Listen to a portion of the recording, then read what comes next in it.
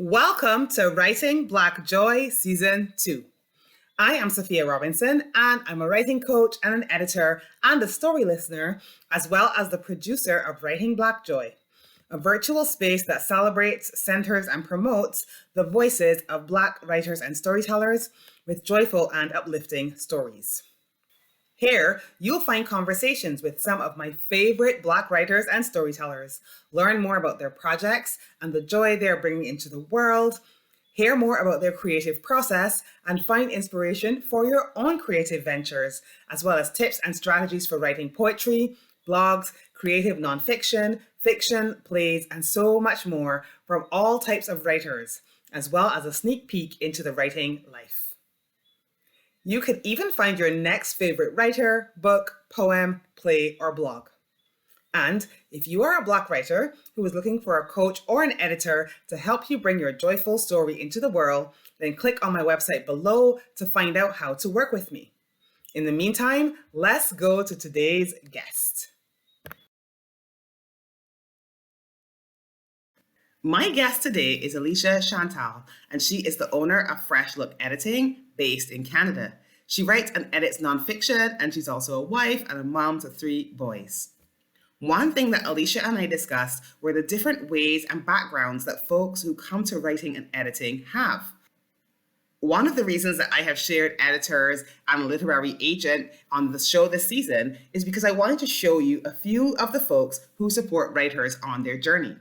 Writing is often thought of as a lonely journey, but the reality is you can make so many connections as a writer with other professionals who are there to help you polish your work, help you get visible, and share it with the world. So I hope you find this conversation helpful. In addition, Alicia shared very openly, which I really appreciate. And she and I talked about healthcare and the importance of having a writer and an editor to break down the jargon and increase the understanding that people have about their own health, the importance of surrounding yourself with people who champion your ideas, the conversations that she and her families have had, and some of her experiences raising biracial children, the collaborative nature of editing, understanding the editorial style of a publication when you are submitting your work to them, different avenues for using your skills as a writer, the Fresh Prince of Bel-Air, inclusive language and the alive nature of language, Frozen versus Encanto, and so much more. So you can see we went all around the world with this one, and I hope you enjoy this conversation as much as I did.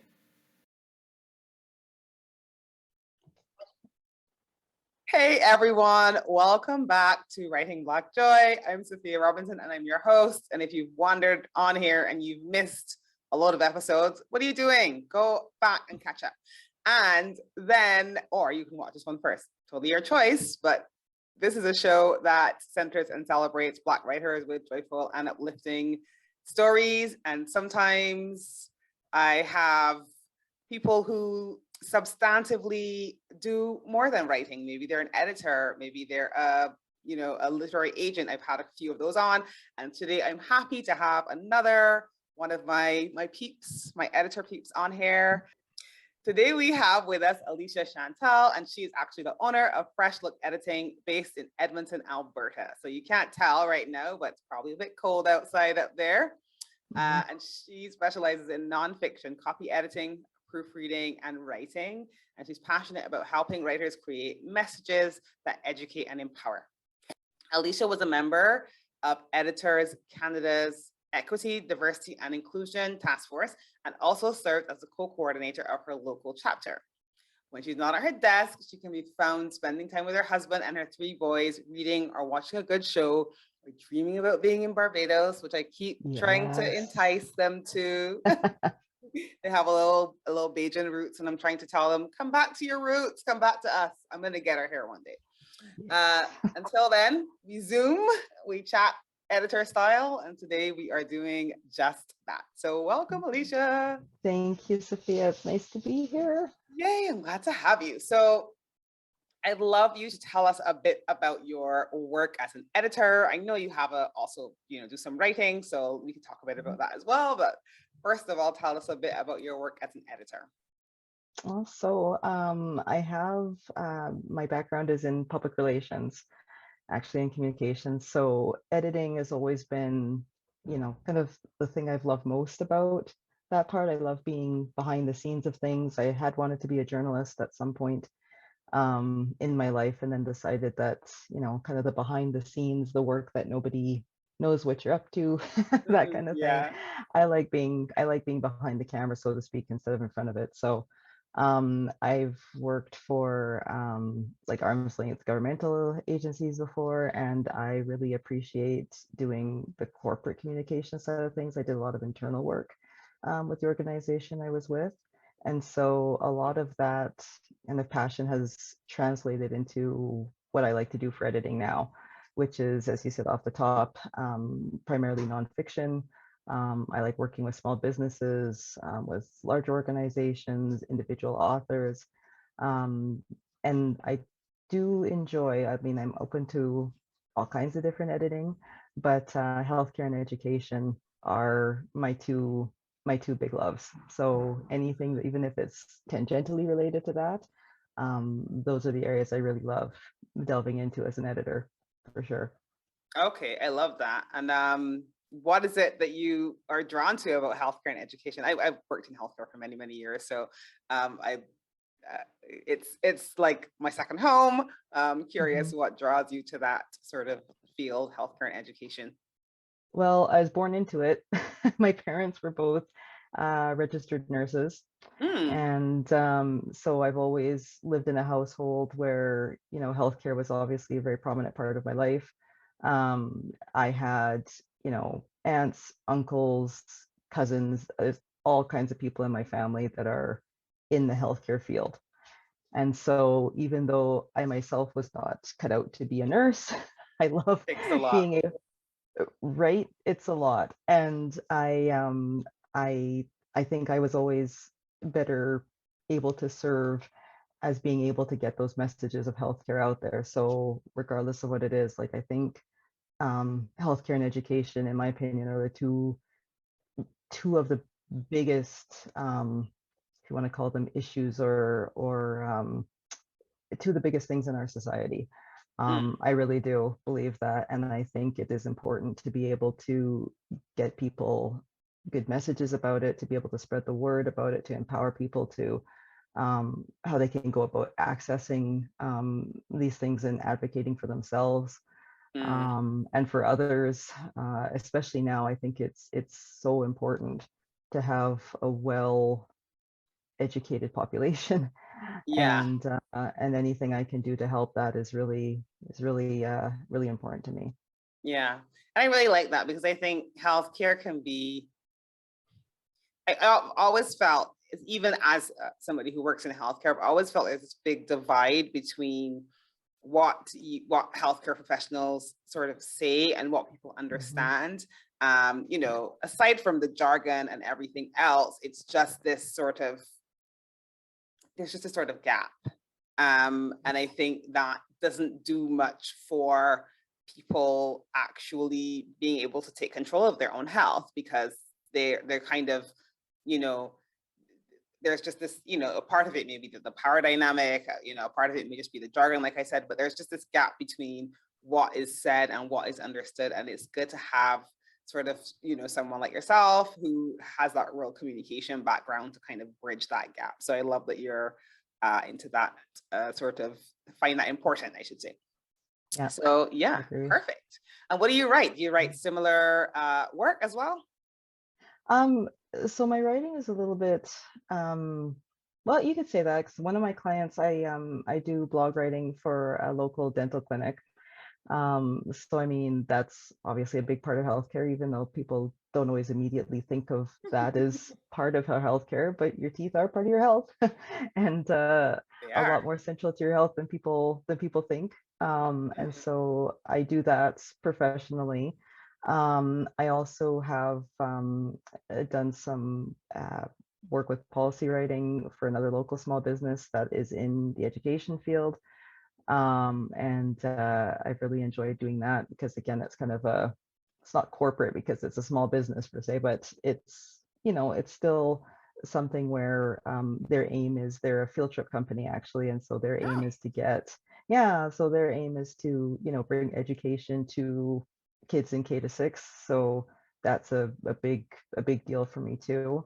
I do a lot of like, I am not uh, I don't write personally for myself. Like I'm not, Mm, like I'm writing working on a novel or anything like that. Any of my personal writing is actually very personal. So I do a lot of journaling. I hmm. have written some poetry. But again, I don't think of myself as a poet, or you're not going to see my name on a book as the author anytime soon, I wouldn't think. Never say never. Well, that's true. Never say never. You are correct. Um, let's say I don't foresee that in the near future, but like you say, you never know. Mm, Um, and so that's kind of for me. A lot of my writing is, as I say, for it's your it's clients, it's yeah. personal, and for me, and yeah, and the clients that I have, if I can advise them on that. Mhm. Yeah. So I I know a lot of people watching this probably, apart from my friends, probably have no idea that I am actually a dentist. Are you okay? See, Yeah. revelations. That is, I always like, I have a really close friend who I went to dental school with, and she's always like, we're writers, and dentistry is our side hustle, even though we've been doing it for over 20 years. But I never Hey, tell okay. anybody. I always remember there's a a client that I had a couple of years ago, and she got braces, and she was asking for some advice, and I made a comment, and she was like, "Okay." And then the next time we got on a call, I said to her, "You know that I'm a dentist, right?" And she was like, "Oh my god, I never knew." And I was like, "No, it occurs to me. I never actually talk about it. It's something that almost like obviously, I mean, I have patients, I have clients, I have friends. Most people know, but like in the sort of the editing writing space, I, people don't even know." And so when you said that, it suddenly occurred to me. I was like, hmm, I don't think we've No, ever had that conversation, but you see, that's my secret day job. well, you But yeah, see, that goes to show, right? Editors and writers are people of many talents. they are, Yeah. and that's what I kind of love about it, because I think there's some people who even the ones who go in and become journalists or go to university and are, quote unquote professional writers, you all have your backgrounds, like you talked about having a background from your parents, being in Mhm. healthcare. You all have your influences, you have the things that your curiosities and your hobbies and the things that you're interested in. And sometimes I feel like those people make the best writers and the best editors, because they're kind of passionate about the thing, and it's not just like words on a page. Mhm. So I think it's great to have your background and the different things that you sort of bring to the table that aren't just the skill set. It just, to me, makes for a more diverse experience. So yeah, I agree. It enhances it, right? Like I for find that sure. I don't think I've met any editor or writer yet since I've, been strictly professional in this field that um or professional in this particular field that didn't have a background somewhere else before coming. It wasn't like, they graduated from high school and, went to editing school and became an editor. It was like Mm, you say, they came from a different path somewhere. So it's fascinating. It's yeah, absolutely fascinating. it is. And I think there's some people, especially now, like when I've been doing editing courses, I had Mhm. meet like younger people who really did kind of like leave school, and they hadn't, maybe they were kind of like younger, and they go on to become an editor. And also the advice then is to like make sure you're really widely read, because the thing about it is it's very hard to edit without context, I think. And so Mhm. if you're not somebody who's, that's like, I was talking to another client the other day about editing fiction, and I'm like, I don't really edit fiction unless it's something that I would read a lot of. Because don't ask me to edit like a YA novel or whatever. Like, I can't tell you the last time I read one. It doesn't make any sense me trying to edit it, because I don't have that experience, not even in reading it. So Mhm. I think, if you are thinking, oh, I'm gonna just leave school and become an editor, like, make sure you're really widely read, Mhm. and make sure you and have interests, like I said, have something Yeah, you're interested in that will really help towards that. So yeah, 100%. I absolutely love that. So um I'm gonna confess that when I came up with the idea for this series, so Alicia and I are in a group that meets very regularly. And when I first came up with the idea for this series, I was kind of batting it around in the group and they were all really excited. And I was like, oh, terrified. And really and truly are a big part of what kind of gave me the courage to start it in the first place. So I know that joyful stories by Black writers are important to you. And I'd love for you to share with our audience a bit about why that is and what, like, what do you love about it? Well, I think I was thinking a lot about this, and honestly, since you brought it to our group, it's always been a concept that we were all, I remember that meeting, we were all like, Mm, yes, like, what a great idea. I think, especially in the last 2 years, since the pandemic began, I feel that there has been such a focus on, how would I put this? I feel that there's been a big focus on telling Black stories. And I feel like, of course, here with the touch point with being George Floyd and the Black Lives Matter protests that followed in the summer after his death, or the summer of his death, um, there was a lot of trauma and pain that came to the surface in the Black community, and a lot of like a lot of inquiry into like what's going on, like why are people fighting for the things they're fighting for, why are people, why is this coming to the forefront now? And I think that there was so much, again, like so much trauma and pain that came to the surface, so many negatives, so much fighting, um so many politics, so many things that came to the surface. And while I think that that's all very needed and necessary to examine, mhm. I feel it's important to show that any traditional marginalized group is not just a representation of pain. I feel that there are, like, we're people. At the core of things, we are human beings and we have stories to tell. And it's not all about oppression and pain and violence. It's Mm, about how we live, it's about how we love, it's about our joy, it's about our upbringings. Like there's so much more to traditionally marginalized people than the suffering. yeah. And I feel that when you brought up the concept of what you wanted to do here with writing Black Joy, that it was so wonderful to hear that people want to tell the good stories. They want to tell the real stories. And that doesn't mean by any stretch of the imagination ignoring the issues that we face or the problems that still are very much existing in society, but it's showing another face. It's showing the whole of the people, not just a particular snapshot of something devastating in time. Hmm. And so this is why I love the concept so much, because it's like, yeah, we're human beings. We are people. We have similar experiences. We have different experiences. And to see people that want to do that is so, like, want to put those stories forward is so refreshing to me and so joyful, honestly, Hmm. and very encouraging, very encouraging, because I feel that I'm seeing more and more experiences now that my kids will get to see and understand that we weren't necessarily taught of, or that didn't come to the forefront when I was in school, when I was their age. Yeah. So it's big. It's really, really big. Yeah. So happy for people like you. Oh, I'm so happy. I was so glad you guys were so encouraging and so like I said, I'm sure it's sometimes I think about people that have ideas for things, it Mhm, could be a book idea, it could be an idea for a podcast, it could be anything. And sometimes like whenever people come to me, even friends, they come to me. Like recently I had a friend come to me and she wants to write a book based on her background. I'm not even going to give it away because it's going to be so good when it comes out. But she wants to write a book based on her own sort of experiences um, as someone not just from the Caribbean, but having grown up a bit in the UK and, all different and traveled and that type of thing. And, mhm.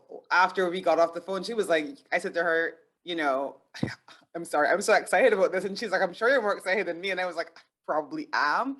Because sometimes I think that you have an idea and it's such a fragile thing. And like it can go both ways. You can tell people about it and they can be like, ugh, no, or they can get really excited for you. And to me, I'm so fortunate to have people around me that get excited, and Yes. that kind of push it into being, as opposed to like make you feel like, oh, it's terrible. Because I can't speak for anybody else, but quite often when I have an idea, I worry like, is this a terrible idea? Did anybody care about this? And it's nice to have people saying, yes, yes, let's do it.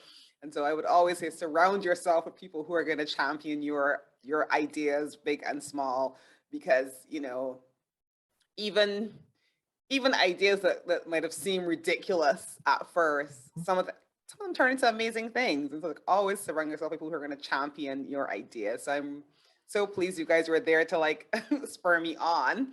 That was really great. I'm curious because I know you live in Canada, and I Mhm. have quite a bit of family that lives there, some friends. And Mhm. how do you find for your children in terms of like the books that they get to read and the sort of, I guess, media that they are exposed to? Do you feel like there needs to be more that maybe teaches them about their heritage or their background, or the experience? I i feel like I'm in Barbados, obviously, and we hear a lot about what happens in the US. I Mhm. don't hear a lot about what happens in Canada. So I'm always curious, between what my cousins tell me and that type of thing. Like, how Mhm. are you finding it with your boys and what they want to read and watch, and sort of that influence? So that's an interesting question and also a very tough question too. Because I grew up in a small town, Mm, and so did my husband. My husband is white, so our kids are biracial. Um, and there weren't many Black people in the community. Um, so growing up, um, I don't think I always, this is interesting. I don't think I always noticed the lack of, resources about Black people. I mean, as I got older, for sure, I became aware of it. But at hmm. the same time, it was, this is what I know. What is Yeah. around me is what I know. And especially when you're a minority in the town, but the bigger minority per se is indigenous in Alberta, and um, quite honestly, I always say that they bore the brunt, unfortunately, of a lot of the discrimination and um, marginalizations more. It's almost like you kind of float under the surface, right? Because you're Yeah. not the biggest group to target in a way, Yeah. There are too few of you, basically. So. basically, in a grand scheme of things. And so looking back on it now, of course, I absolutely see the lack of Black stories and Black history beyond slavery and the Underground Railroad in Canada. Hmm. That was the majority of what I recall to be my experience of learning about Blackness in Canada, was the champions of the Underground Railroad in Canada. Yeah. When honestly and clearly there is so much more to the story. So in terms of what my children have access to now, um, I think it has improved, but it is clearly not there. Hmm. Like right now, of course, in North America, it's Black History Month in February, and um, I know my two older boys that are in grade school. My youngest is still too young. He's in pre-kindergarten. So my two older boys, they are learning about contributions from Black people, like Black Canadians to the Hmm. society, which is fantastic because that's not Yeah. something that we really learned about. And there's definitely access and resources. Like we've got some phenomenal independent bookshops in Edmonton that do a very good job of celebrating diverse voices, Yeah. including Black voices. So there's a lot more resources I feel that are available for my boys to access. Um, and we as a family, we do a lot of talking about what it means to be Black in our society, what it means to be white in our society, um, about their background, their heritage, of where they come from both sides of their family. Hmm. And I'm really proud that we're able to do that, and I think open their eyes to more that is out there, Mhm. if that makes sense. It makes Um, perfect sense, and yeah. yeah, I think it's good that you have those conversations with the family, and I'm curious. Mhm. So my question is, how have you found having those types of conversations with your husband? Because I have quite a few friends that are, they're married to somebody who is, from a different race or background, culture, whatever, sort Mhm. of difference in terms of identities, and sometimes the other person doesn't really understand. And sometimes the other person is my friend. So they kind of would reach out to me and be like, I don't, they're having this issue and I don't really understand it. Have you found it quite easy to have those conversations with your kids along with him? Did you find it easy to have those conversations with him when you met him? I'm just curious. Like I said, it's not, it's just Oh, because I'm a curious person. well, no, absolutely. No, and I don't mind that at all. So, like my husband and I, we've been together for a very long time. We actually we went to school together. 'Cause like I mentioned, we grew up in the same town, and so we went to school all the way through from when we were 6 years old all Wow. the way. Oh, that's so And nice. yeah, and we got together when we were in high school. Actually, we started dating. Um, so I've been with him for most of my life, and so he knows a lot about me and my family and my background and the things obviously that are important to each other. And so I've always found him very easy to open up to, very easy to talk about the hard subjects with, including race, because we had these conversations before we were married, before we had our children, because obviously we know, right? Like we Mm, never found it to be an issue that we come from two racial backgrounds. But of course, we know, right. and we're not naive to know that people in society, even in even in the 21st century, would have a problem with it. And so we've had a lot of conversations about that. And so as a family, it's been really good. And I found really not that they're easy conversations, but easy to Yeah. broach the subjects. There's never been oh, I feel like I might be stepping on his toes if I say something that's this, or and vice versa Mhm. for him. And so I think for our kids, that's a blessing for our children as well, because they're able to see both of our perspectives and how we are both trying to come together and still learn about each other's experiences too. Mhm. And I think that's important for them because as they grow up, they are reconciling themselves, as every child is, Of about who they course. are and what their place is in this world. And, especially with so many issues of race, again, like I said, that have been in the forefront during the pandemic, especially when all of our eyeballs have been glued to like what's going on in the world and what's Mm, happening. I think it's important for them to see, because they have, just like every child, they come from two different backgrounds. They have two different experiences, obviously, because your parents, their families are not exactly the same, regardless of what your racial background is. very But I true. feel that, yeah, but I feel that for them being biracial, there is some more reconciling that they have to do within themselves, Mhm. to reconcile that whole identity, to know that, for some people, it might not matter if they're biracial. As soon as they see that, part of them is black, then you might not be good enough.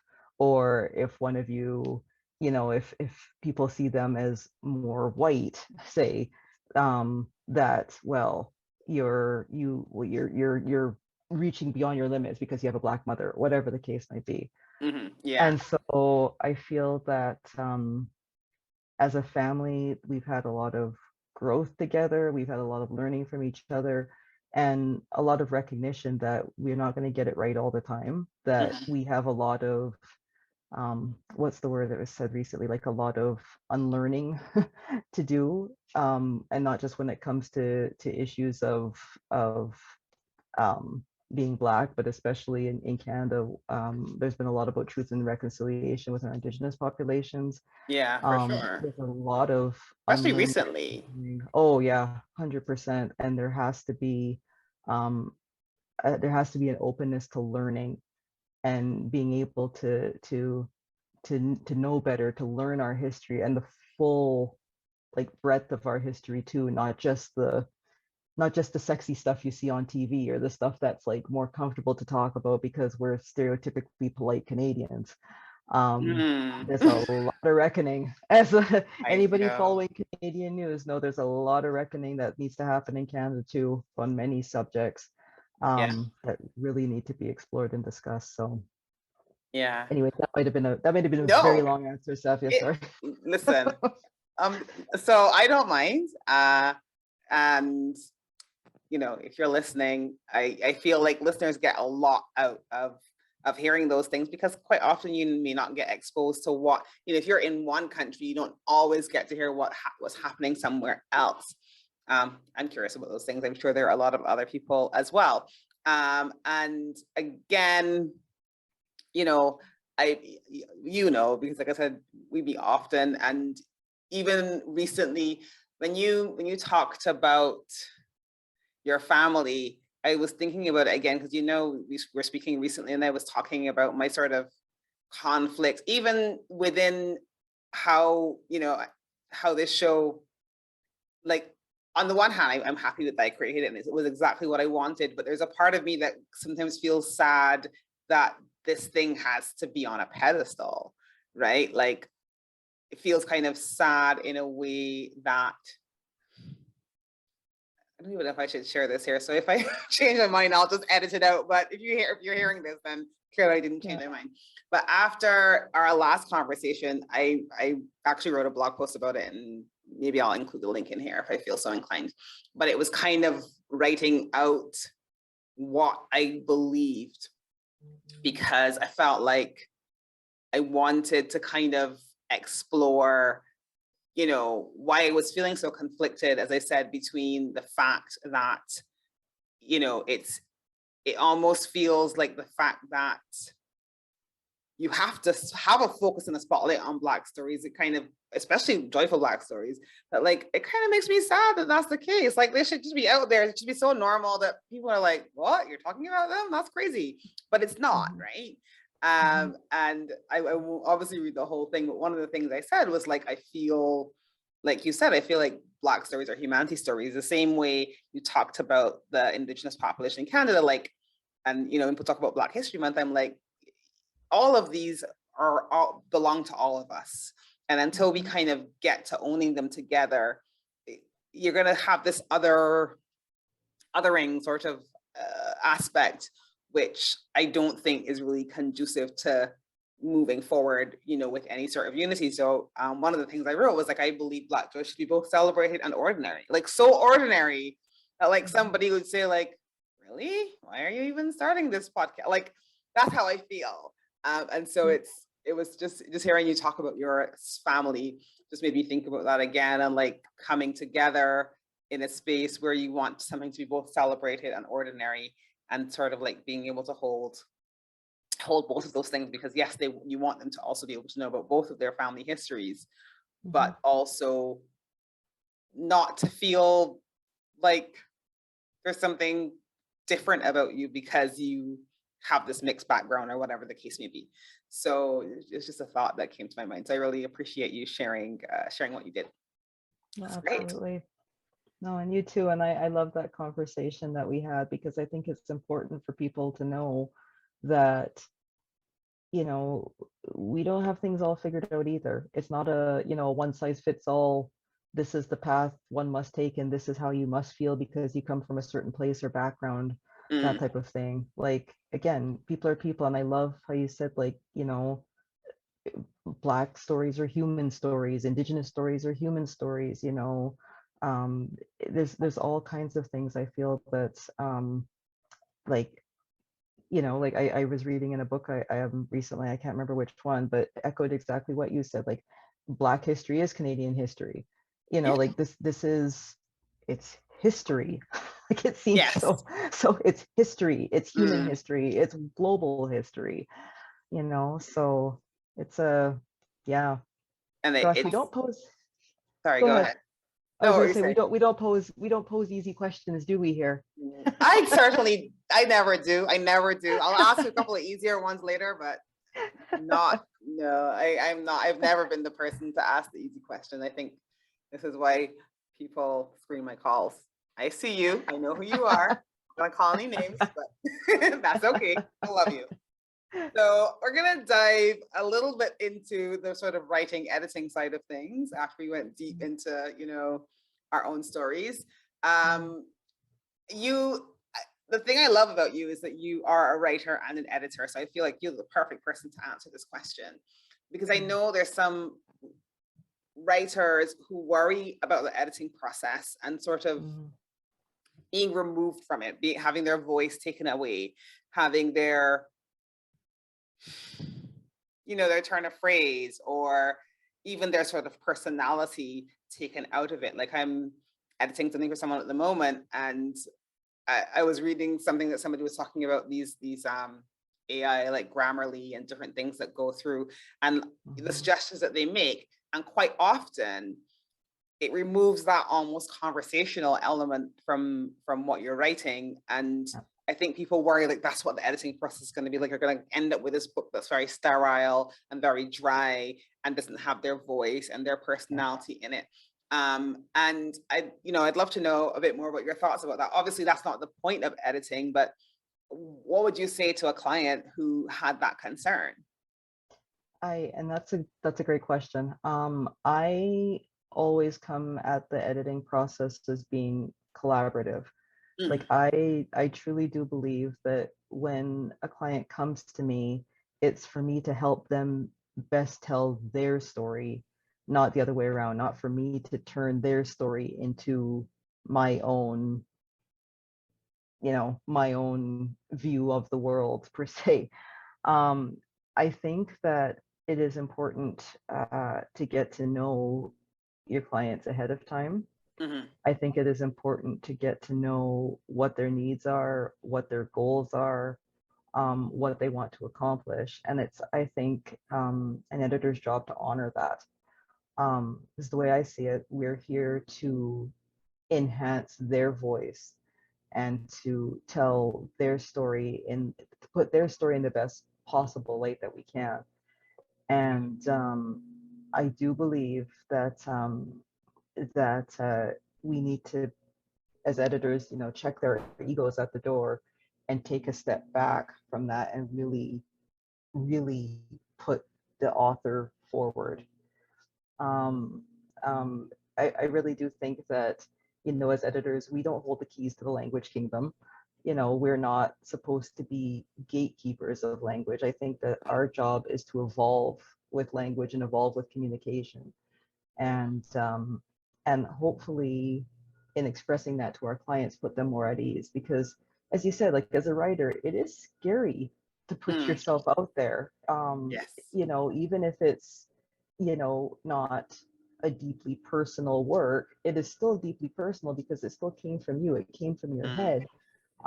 I've written articles for magazines before where, when you see the finished product and you think, oh, that line was so good and it's not there. What were they doing? And then it's like, mm, no, you got to understand too that, when you're, especially if you're writing for a particular publication or such, obviously they have their own overall editorial voice that they want to use. And I think as a writer as well, it's important to be mindful of that. But yeah. when you are writing independently, though, like say you're writing a novel or some poetry or things like that, this is where I feel that, it flips, where the editors also need to be aware that, you're being trusted with something deeply, deeply personal. And it is an immense privilege, I think, to be in a position where you are trusted enough with somebody else's voice. That Yeah. is that is huge. And so my goal is always not to violate that trust, and to make sure that my clients feel as comfortable as possible every step of the way, Yeah. regardless of what it is that they're written. Yeah. And I think that's such a good point you raised about if you're writing for a particular publication, because the reality of it is you've got to remember, like you said, it's one thing to be writing a book or even your own personal blog or even something for your business. And we're going to get to that in a minute because I want to ask you a question about that too. But even if you're writing something personal, like I said, for your blog or something for your business, or, Mhm. it's your own project, then yes, your voice is going to come through. And the editor, as you said, the editor's role is really to collaborate with you on that. But then if you're writing for a publication and they have a particular tone that they're trying to sort of maintain throughout their pieces, there's a group of writers that I'm in, and we do a critique session once a month. And one of the ladies Mm. brought a piece the other day, and she was submitting it to a magazine that one of the lady who actually led the group had written for before and had worked with before. And she was like, this is, she was helpful in that. She was helpful to sort of say to her, well, I can see this feedback because this is the type of magazine it is, and this is their sort of audience. And you remember that when you're writing for your own book or your own whatever, like, you are deciding who the audience is and what the messages you're trying to convey. If you're writing for a publication, they have a hand in that too. And so that is, again, is more of a collaborative process, because you have to try to also be able to, they have to be happy that it's going to suit their Mhm. readership, right? And so they're going to 100%. have, they be more heavy-handed there as an editor Mhm. as than one might be with your novel or with your whatever, or at least I imagine that in theory, because I've never edited for a magazine, nor have I written for one. So that's why I love your input on that. But that's the impression that I get, and I think it's a really valid point to raise for anybody who does want to do any freelance writing and sort of write for other publications, that you have to take that into consideration, Mhm. which does actually bring me around to the next question I was going to ask you, because I know you also write for different types of businesses. You said the dental clinic, and also the educational company. Mhm. Um, do you have your own voice there, or do you have to sort of write in a particular style to suit their sort of business values, I guess, or for lack of a better word, I can't think of another word, but you get what I mean. Like, how do you find it is writing for other people's businesses? I think I always find it a good challenge because when I have my writing hat on, I try to, you know, take some time to get to know kind of what the overall, if you will, like corporate voice, that sounds so boring, but the corporate voice It's really okay. is. Um, and I find it a challenge to be a bit of a chameleon in that way, in, kind of knowing or getting a sense of kind of like what have they done before? What is their overall value? How do they present themselves in the community? And try to match my writing closely with that. Um, so I would say that I have had, like, with the educational company, um I have a really, and full disclosure, that particular company was my very first client under Fresh Look Editing, and it's owned by a very good friend of mine. And so it was a good collaborating with her because we have similar outlooks on how we like to present things, and we have a very good Hmm. collaborative relationship to begin with. So I would say that oftentimes any of the writing I've done, or any of the tweaking of her writing, has been pretty, I don't want to say symbiotic, like we're often on the same kind of page. So in that way, I find that she really values my input and my own voice too. So I think they come together well. Yeah, Um, sounds like it. yeah, in the case of the dental blog, excuse me, it's interesting because obviously the owner has the final say, and Hmm. it goes through a marketing company. So Hmm. the marketing company is kind of like my direct client that then turns it over to them.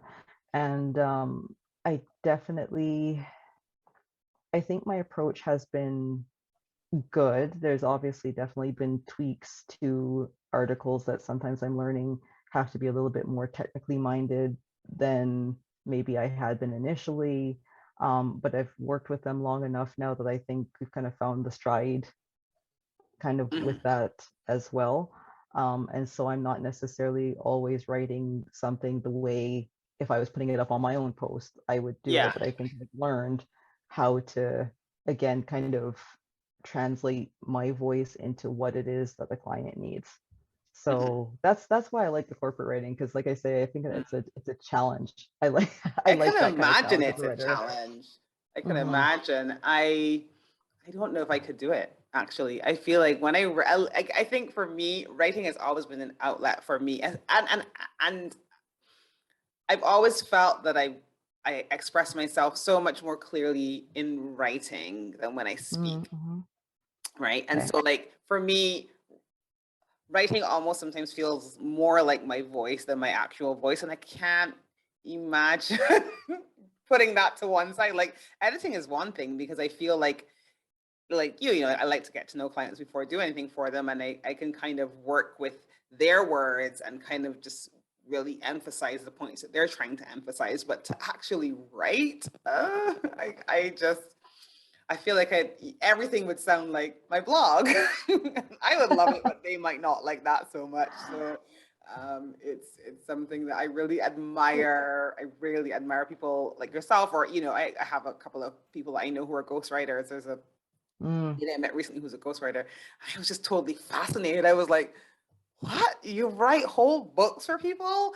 And she said she doesn't really write for herself, right? interesting. And so she actually finds it easy as a ghostwriter to write for other people. And the thing I love about that is it kind of makes you realize like there is a even if you don't feel like you're a creative writer who's gonna like pen some amazing poem or whatever, like there could still be a place for your skill as Hmm. a writer somewhere in the world as well. So that I really love because it makes me feel like, you know, everybody's not going to be a ghostwriter, everybody's not going to be a copywriter, everybody's Yeah. not going to be a novelist, everybody's not going to be a poet, but like if you feel that you have some skill in that area, there may be a space for you to do something like that too. So I just love that so much.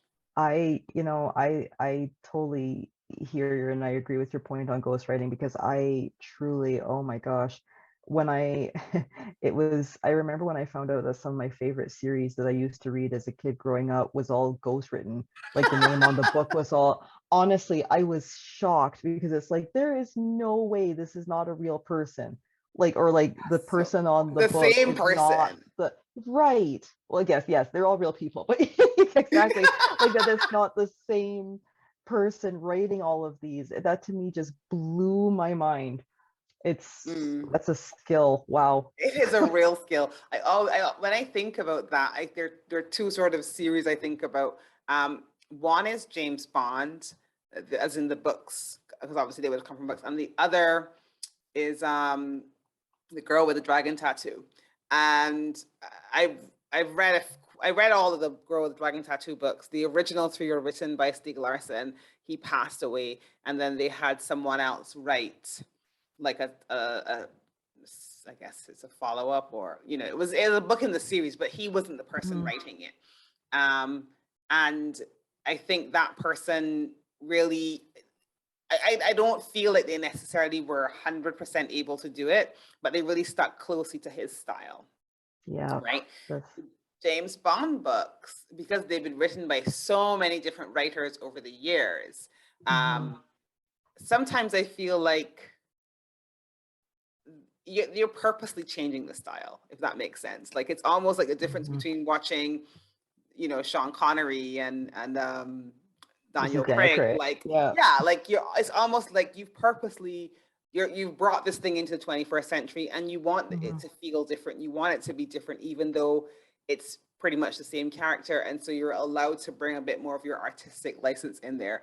Um, it just fascinates me because, like you, when I found out that some of the books that I read, you know, different people had written them, I was just like, is this real? What sorcery is this? And right, exactly. you know, it's just interesting. Like I said, it just makes me realize, like I said, you know, all you fanfic writers out there, like you know, there's no shame in that game. Just do what works for you, and there's a Mhm, place for everyone's writing. So I exactly. absolutely love that. So tell me if you have a quote that you would like to share. I always ask everyone to sort of share a quote that's really inspiring them.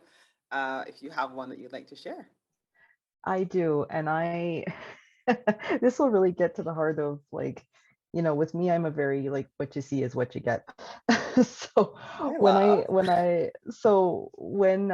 we were preparing for this, when I saw that was one of your questions, I actually, the first thing that came to mind was a quote from the Fresh Prince of Bel-Air, Yay. which I adore.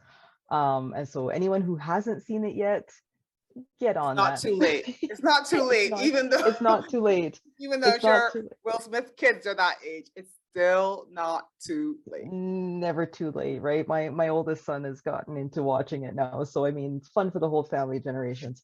But one of the quotes that came to me that I absolutely do love and has become very personal for me it was an episode where Will and Carlton were looking to pledge to a fraternity, and Will got in, Carlton didn't, and the student that was making the decisions thought that Carlton wasn't black enough. He didn't fit the mold of this particular. You remember this Ugh, episode? I remember. This episode. And so Alfonso Ribeiro, who played Carlton, I remember when he was questioning why he didn't get in, and he said, being black isn't what I'm trying to be, it's what I am.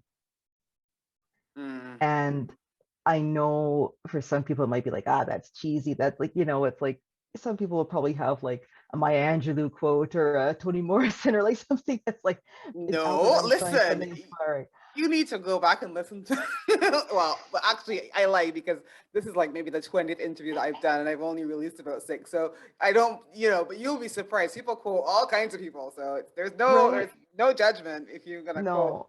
No, No, absolutely Fresh, fine.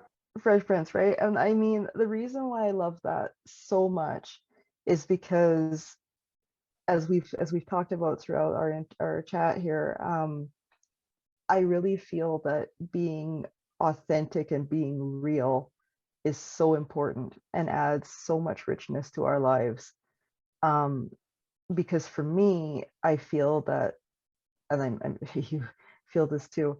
Um, there's a perception because of how we look or where we were raised or how we were brought up that we would fit a certain mold, that you're the person to tap for EDI issues, you're the person to tap if we want to ask a question about, I don't know, the slave trade, you're the person you want to ask if we want to talk about rap music, whatever foolish stereotype there is out Yeah. there, Oh, right? by the way, ask me about rap music and see what I Yes, tell you.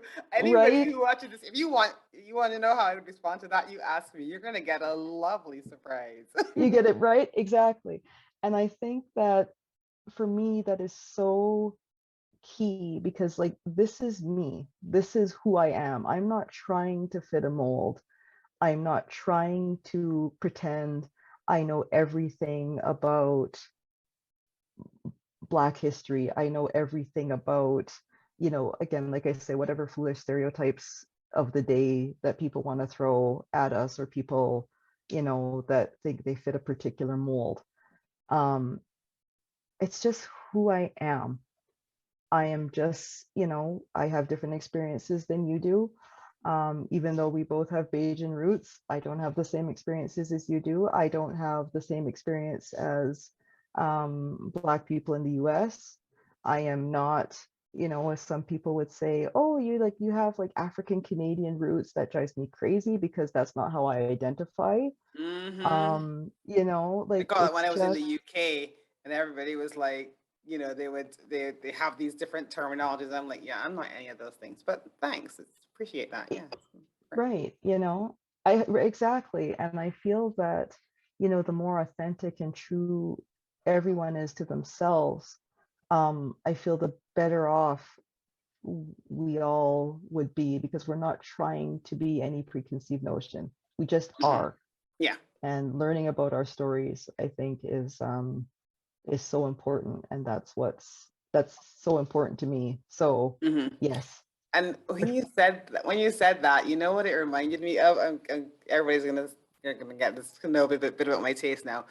I like 30 Rock, right? I like to watch 30 Rock. Ah, And there's this yeah. episode where there's Tracy Jordan on there who's this like they brought him in to be this star and he's basically supposed to be Hollywood eccentric, right? Like he's And there's another guy on the team who's a writer, and he's this Black guy from Harvard, right? And he's like, well, he's a nerd. He like sings a cappella and this, he's like, and I remember one day he was like saying, I don't have anything in common with this guy. And I feel like you're bringing our people down. And they were having this long conversation about it. And, Tracy Jordan made a very similar point. He was just like, you're you, I'm me. And there's more, there are many ways to be, a Black person. Like I always think about that because like, I'm a nerd and I've always been a nerd, right? I've always, I've lived in different places. I have different sort of influences, and that doesn't make me any more or less of the thing than somebody who does know about rap music. Sorry, folks. Exactly. Yeah. Kathleen, who's another one of our editors, she quoted Mos Def. If you want to know about rap music, she may be the person to call. So just go back to Kathleen's episode, take a watch, drop her an email. She will help you with the rap music, but I can't help you there. But I might be able to tell you a bit about a Marvel movie, right? So it's just like you gotta know, right? But it doesn't. I feel like it just doesn't make you any. There's still. That's kind of why I like to say. I like the sort of ideas of the stories, because when you get to know people's stories and you get to kind of know who that person is and not what box you want to fit them into, because most people don't fit into a box. I don't think anyone fits into a box, no matter what they look like or how they identify. So I absolutely love that quote completely. So I'm gonna have to skip all the questions I had for you because we've been chatting for so long. I mean, obviously you're going to have to come back because everybody has to come back. But one thing I want to chat a little bit about is because, I know you also have a background in diversity and equity and a bit about inclusive language. I know it's changed over the years so much. Sometimes I look back at books that I would have read when I was a child that were written like, back in the 40s, 50s, whatever. And like, you could not say things like that now. But also I don't believe in erasure, right? I feel like it's good to know that things have changed. And sometimes the only way to know that is to be able to compare and contrast. And sometimes you'll get, like I always remember a couple of years ago, there were a couple of films that they've been like taken out of distribution or whatever, like you can't see them anymore because they're considered too whatever, biased or whatever the case may be. And I always have mixed feelings about that because I feel like it's important to show these things and have the conversation. You don't want to show them without that conversation because that's a whole different that you'll have a different outcome then. Excuse me. But I feel like having the films and being able to have the conversation about how things have changed, it does a lot for our understanding of where we've come from and how it came to be that this thing is no longer acceptable. Yes. How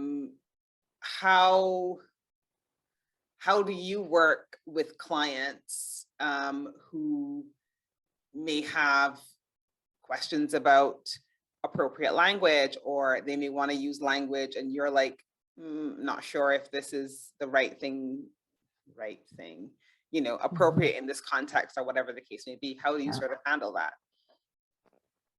It's I'm fortunate that so far in this stage of my career, I haven't come across a lot of that. I've been very fortunate.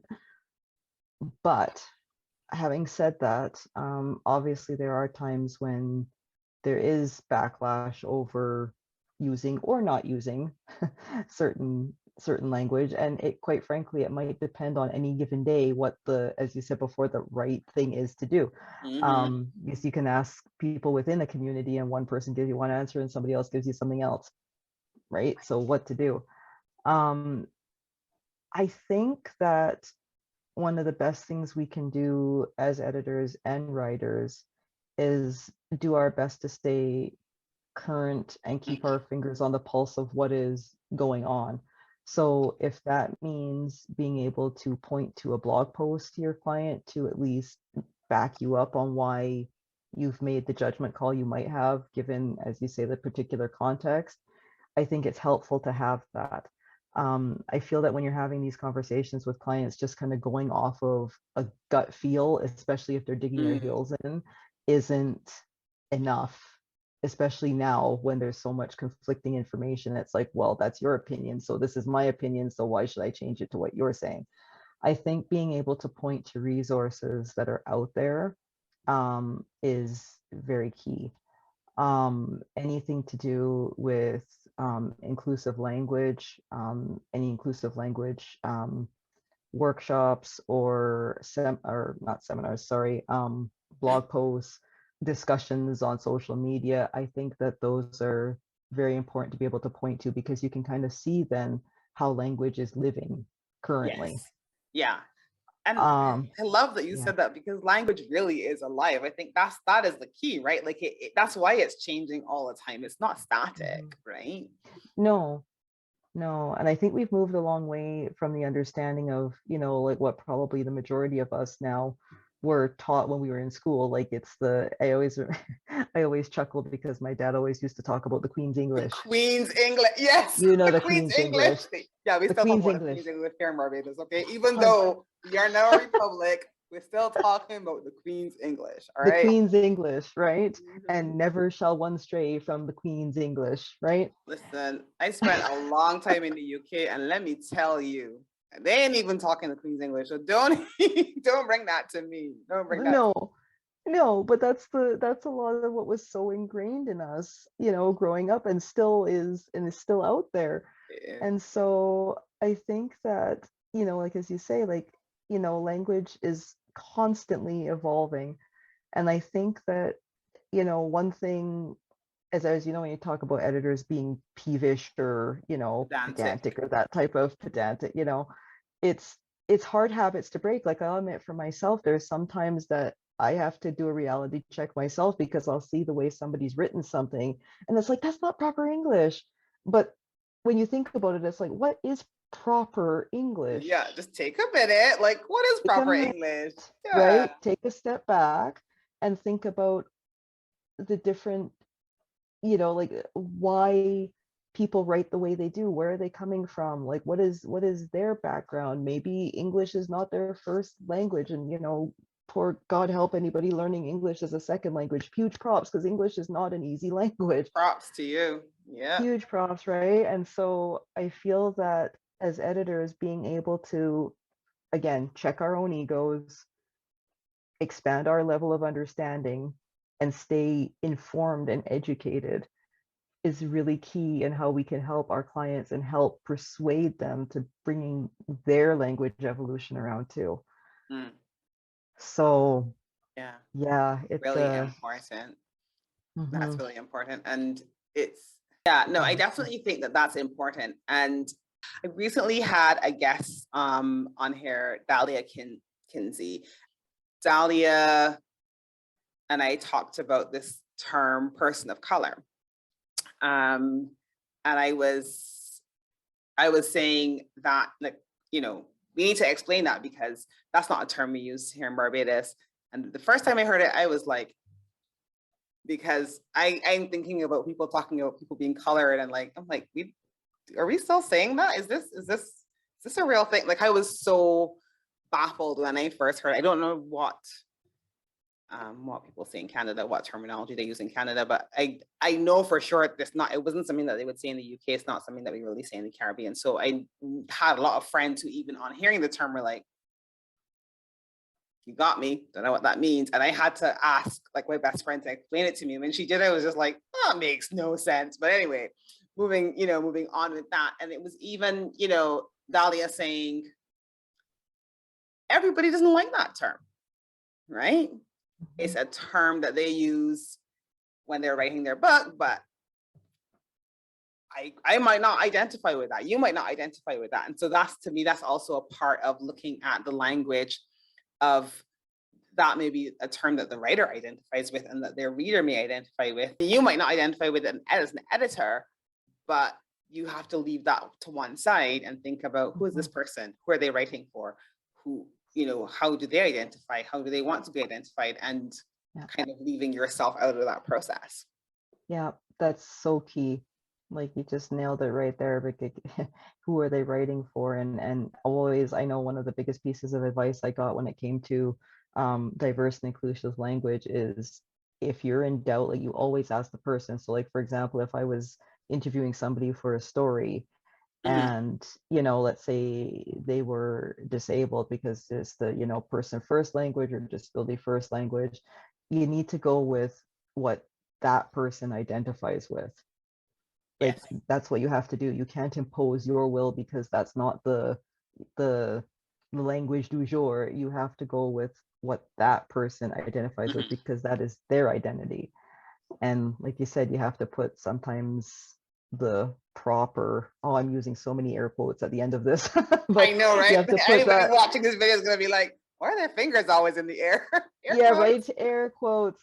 But Yeah. you have to go with that and how that person identifies themselves. Yeah. And that I always remember a couple of years ago, um, seeing this conversation on social media play out where somebody said they're writing something and they were trying to they wanted to know how can, like, do I say a black person, do I say, like, how do I say it, and some other person jumped in and was like, no, you must say person of color, and I just said, like, maybe you should ask people in your community how they want to be Hmm. identified, because you can't make an assumption that everybody's going to No, want to go with that. And people were like, I think people don't respond to me because they're kind of afraid. But I'm just like, you can't just make an assumption. You have to think, like, who are you actually writing for? What do yes, you identify with, and what about your readers? And that's more important than the sort of name of the day or the term of the day, because I'm sure, if YouTube's still around in 100 years and somebody's watching this, they're going to be like, person of color, what are they talking about? exactly And that's right. What absolutely is this? fine, right? That's Yeah. perfect. That's exactly what will happen as language goes on. So Hmm. I want to know, what do you enjoy reading or listening to? We're going to skip right to the end and have you back next time. So tell me, what do you enjoy reading or listening to? Oh my gosh, I'm kind of all over the map when it comes to reading. Like I like fiction, I like nonfiction. Me too. Right now I'm actually reading a book called Beauty in a Box, Hmm. by Cheryl Thompson, Canadian writer, and it's about the Black beauty culture in Canada specifically, Wow. which when I heard about that at the Fold festival in Canada last year, I was so excited about it because it was like, ah, there was a book written for me that's talking about, Black beauty and things like that. So I mean, I love reading books like that. I find that really engaging. I would read that. Um, yeah, but at the same time, the book I have on hold at the library right now, it's an audiobook by Dave Grohl, the lead singer of the Foo Fighters, called The Love it. Storyteller. And Love it. so I'm so looking forward to listening to that because he's an engaging storyteller. Yeah. Hence the And name I of the book, like I the guess. Foo Fighters. Yeah. Yes, I like I the Foo love them. Fighters too. So So yeah, that's one of the things I listen to. I love this you're asking about music, right? Um yeah. yeah, I love the Foo Fighters, I love Adele. I do like Backstreet Boys were my big thing when I was a kid, so why not get Still into a like little them of that right now. now? Still like them now. I listen to almost anything. Mm. Honestly, almost anything. I'm not a rap expert, but I do like some rap. I enjoyed the Good Super Bowl stuff. last weekend. What can I say? The halftime show with Snoop Dogg and Dr. That Dre. is another episode. But I Oh, enjoy. there was a, but yeah, no, I listen to, gosh, I listen to a ton of things. There's not much I don't like. Big into the Encanto soundtrack right now. Listen, I everybody around me is talking about Encanto. They're talking about the film. They're talking about the soundtrack. I might just have to give in and watch it. I thought it was It's going to be on. another Frozen, and I was traumatized by Frozen, so I just wouldn't watch it. But I might just It's, give in and watch it. in my humble opinion, far better than Frozen. Like it doesn't even in the same. Yes, I will say that right in public podcast world, it is better than Frozen. Wow. You're taking a big risk, and I applaud you for it. I stand by what I said. Yeah, I said what I said.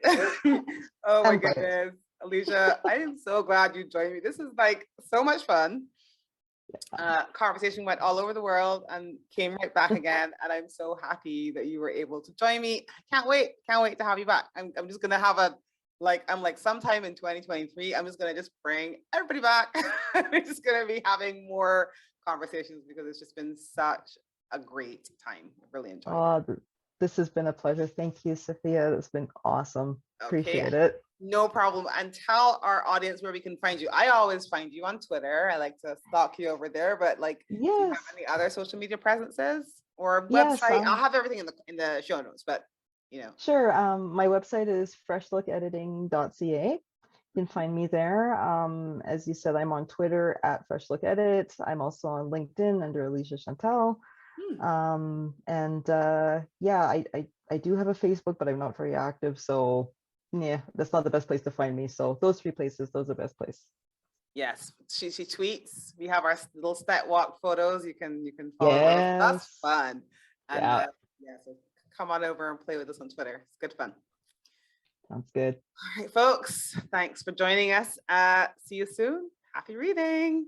All right, take care. Thank you. Thank you for joining us today. You can find out more about our guests in the notes below, and don't forget to hit subscribe to our channel so that you don't miss new episodes when they drop.